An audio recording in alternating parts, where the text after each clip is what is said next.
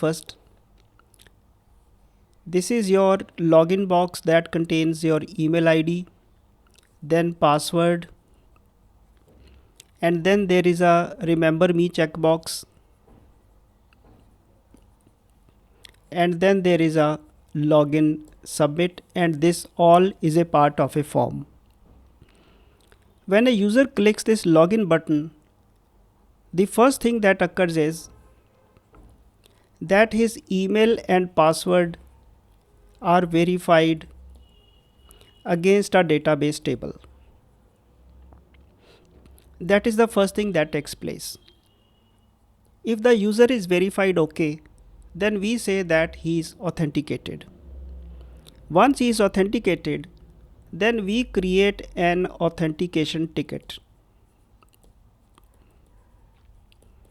This authentication ticket, it contains many information, like it will contain the information of his email ID, maybe his actual name, his country, his role. This role is also determined on the basis of this database query. Country name are also probably obtained from that database query. These all fields and much more, they are stored as a part of authentication ticket.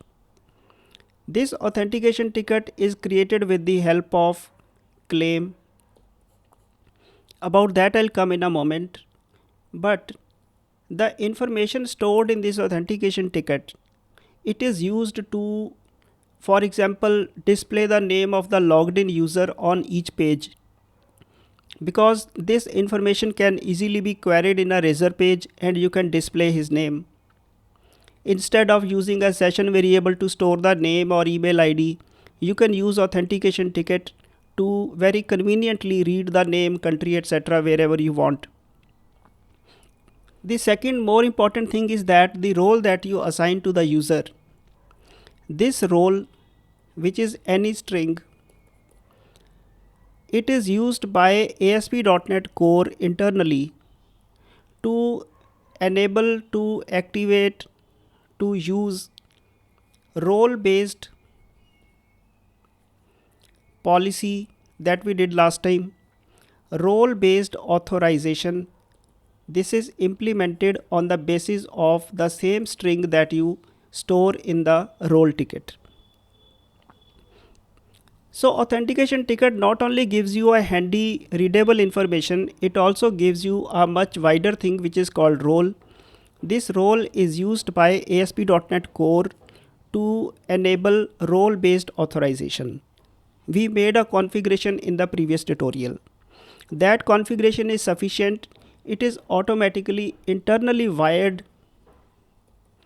It is internally wired by ASP.NET Core, and this role-based policy-based authorization and this role, they are internally connected by ASP.NET Core to enable role-based authorization. So the whole thing is that we must be able to create an authentication ticket immediately after our database verification. So how is this done? This is the topic of today's discussion, and let me outline the few steps that are actually done in this case.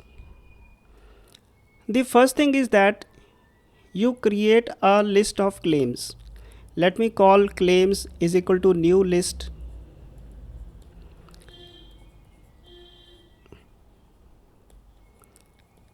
This is an empty list of claim that I've created. This claim is a built-in class that is used to store that information. To this claim you can add various items. For example, I'll add claims dot add new claim, add new claim. The first parameter is a predefined string. For example, one string is claim types dot email. This is the name of the claim that you are storing, and here the actual email is stored. So this claim types email can then be queried later on to extract this email. Now what is the use of this? I'll come in a moment. We can similarly add claims dot add another claim types is claim types dot role. This is also a built-in string, and you can define any role. There is no hard and fast rule. For example, I say the role is called doctor, so the user gets a role of a doctor.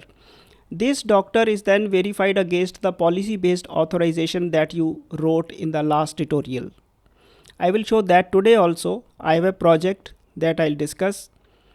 So this role is also you can add. After adding all these things, this is again a bit roundabout process. Then a claims identity. This is another variable. New claims identity. This is another class. Now this claims identity, to this you attach this claims